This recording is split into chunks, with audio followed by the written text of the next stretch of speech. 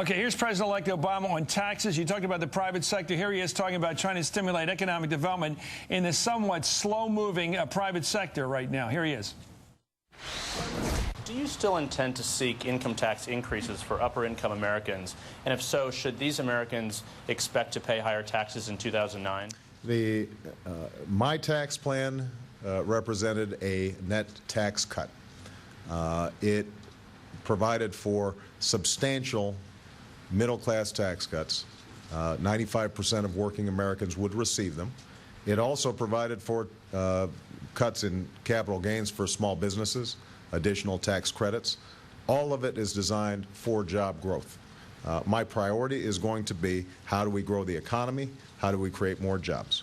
I think that the plan that we've put forward is the right one, but obviously over the next several weeks and months, we're going to be continuing to take a look at the data and see what's taking place in the economy as a whole. But understand, the goal of my plan is to provide tax relief to families that are struggling, but also to boost the capacity of the economy to grow from the bottom up.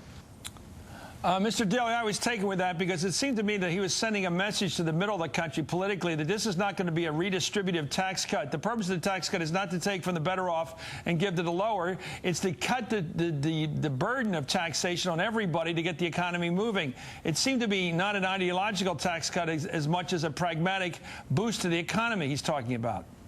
Well, that's exactly what I think he meant, and that's what he's been saying through the whole campaign, in spite of what his opponents may, or supporters of his opponents may have been saying during the campaign. He has been very consistent about his desire and his belief that bringing tax relief to a large group of American middle class is the way to stimulate and help this economy grow and help families who are in need right now. So his tax cuts that he's talked about consistently now for a very long time are very broad.